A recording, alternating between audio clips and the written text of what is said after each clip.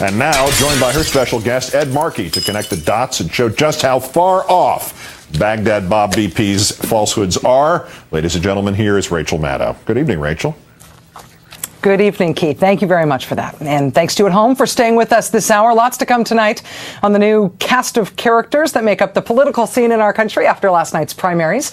Plus, what you have probably heard today about last night's primaries that is utterly, completely, and totally wrong.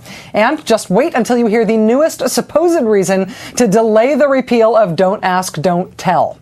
It is amazing. That's all to come.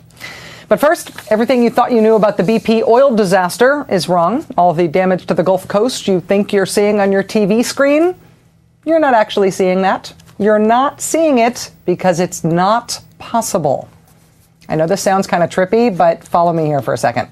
When BP applied for its permit to drill in the Gulf of Mexico, to drill the Deepwater Horizon oil well, they had to make some promises to the federal government so the government would provide them with that drilling permit. BP, for example, assured the government that the Gulf Coast beaches would never see oil even if there were a spill at Deepwater Horizon. Here's what BP told the government, quote, "Due to the distance to shore, 48 miles, and the response capabilities that would be implemented, no significant adverse impacts to the beaches are expected." So all that oil on the beaches down there, stop being so hysterical. That is so unlikely. BP's response capabilities and the fact that the rig was so far out to shore, so far offshore, would prevent the oil from ever getting to those beaches.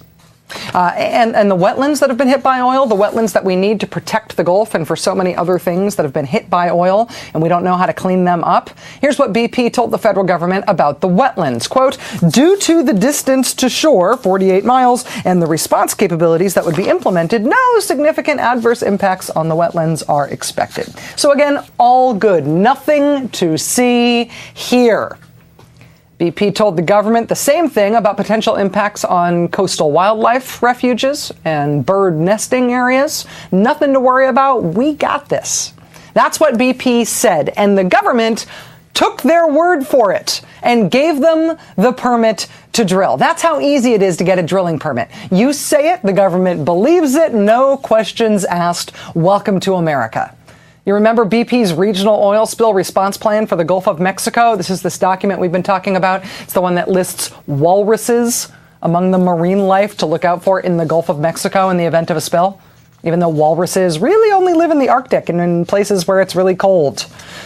They just cut and pasted their Gulf of Mexico plan from the one they had written from the Arctic, apparently. It turns out there are some other genius suggestions in this disaster response plan that maybe should have tipped off the government that BP put together their supposed disaster response plan drunk and in the dark. Toward the end of that document, BP provides a list of people to get in contact with in the event of a spill at the Deepwater Horizon rig. Among them is Dr. Peter Lutz from the University of Miami School of Marine Sciences. As the Associated Press pointed out today, Dr. Peter Lutz died in 2005, 4 years before this disaster response plan was submitted and rubber stamped. The AP also points out today that the names and phone numbers of several Texas A&M University marine life specialists are wrong. So are the numbers for marine mammal stranding network offices in Louisiana and Florida, offices which are no longer in service. We have learned a lot about BP in the nearly 2 months since their well exploded in the Gulf of Mexico. But perhaps the most significant revelation is the fact that they did not take seriously safety or the possibility of having to mount a cleanup effort ever. And because the government regulation of the oil industry has been so lax for so many years, BP never had to take that seriously. List a dead guy on your oil spill response plan as the guy who should be called in the event of a spill? Who cares? The regulators will never check that out. Talk about walruses in the Gulf of Mexico? Sure, the regulators won't even notice. Promise that beaches and wetlands will never be significantly harmed? Yeah, that sounds good. They'll love that. Write that down. They'll never check it out. BP could have told the federal government anything, and they still would have been approved to drill that well. That's how seriously they took this drilling application process. That's how seriously they took the possibility of a spill.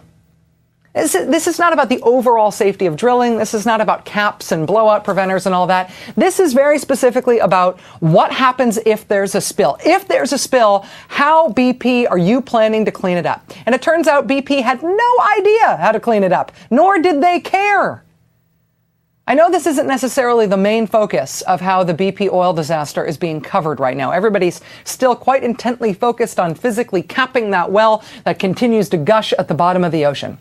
But in Congress today, things finally took a turn toward this side of this disaster. The oil industry's complete lack of interest or investment in how to clean stuff up when it goes wrong. The fact that the technology for cleanup of oil spills was mostly developed before we ever even required seatbelts in cars in this country, and it hasn't been improved since because nobody's made them improve it. Finally, that got put in the spotlight today in Congress. This past week, we watched BP roll out the latest version of the Top Hat, which they claim is now capturing about 15,000 barrels of oil per day. 3 decades ago, during the Ixtoc spill off the coast of Mexico, they tried a similar approach, Operation Sombrero, a lot like Top Hat. If we stay on the current trajectory, if a similar spill occurs in 20 years by a French company in the Gulf of Mexico, the oil industry's response is likely to be talking about launching Operation Chapeau. That is unacceptable. For the oil companies, drilling ultra-safe is not as high a priority as drilling ultra-deep. The confession of BP's CEO, Tony Hayward, that the company did not have the tools in its toolkit to handle a blowout was old news the moment it left his mouth. After 6 weeks of failed containment domes, junk shots, and top kills, we all know the truth. There was no response plan because BP did not invest the time.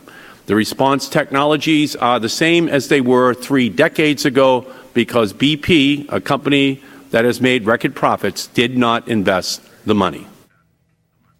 That was Democratic Congressman Ed Markey of Massachusetts during a House Energy and Environment Subcommittee briefing today, calling out BP and calling out the oil industry in general for having no idea what to do in the event of a spill, having no response plan for a worst-case scenario, for spending all of their money on technology to drill deeper rather than technology to prevent a spill or, God forbid, to clean it up afterwards.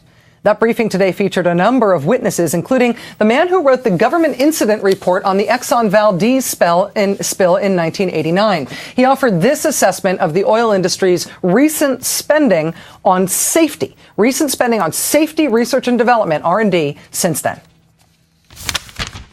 The Exxon Valdez spill happened in 1989, and a big infusion of cash went into R&D afterwards, but it didn't last. 0 was the amount allocated to R&D in many years. 0. That would be $0. Zippo, zilch, nada. Nothing spent in some years on developing technology to prevent a spill from happening or to clean it up after it does. Why bother, right? Why bother spending money on something as useless as that when you can get a government permit to drill without it?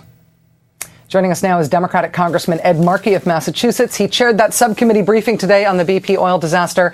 Chairman Markey, thank you very much for coming back on the show. Thank you very much for having me.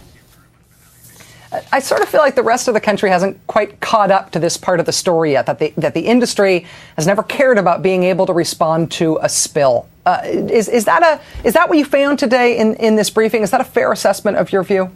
I think it's the only conclusion which you can reach. In the hearing today, we learned from the witnesses that a probabilistic risk assessment had to be made of what the risks were of a catastrophic accident occurring in deep water drilling.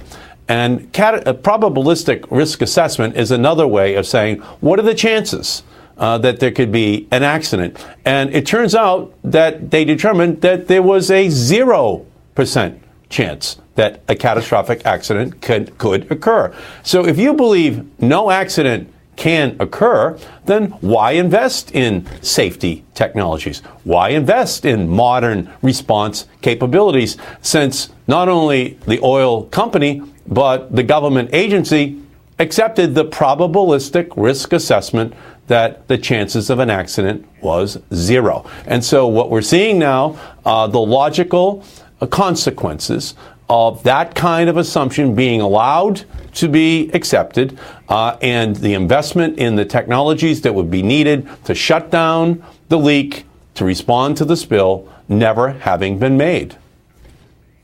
Since the government approves permits to drill in these waters, I mean, this is drilling in the United States of America. Is it possible that the American government could compel these companies to invest in sustained research and development projects, not just immediately after a spill like this happens, when they have to admit that none of this stuff has ever been tested, they don't know how any of these response technologies will work, but is there a way to make them invest long-term as a condition for getting permits? I think that we have to pass legislation, and I'm going to introduce this legislation that will create a fund for research into modern safety technologies. Not technologies that are 30 years old, but 21st century technologies that match up with 21st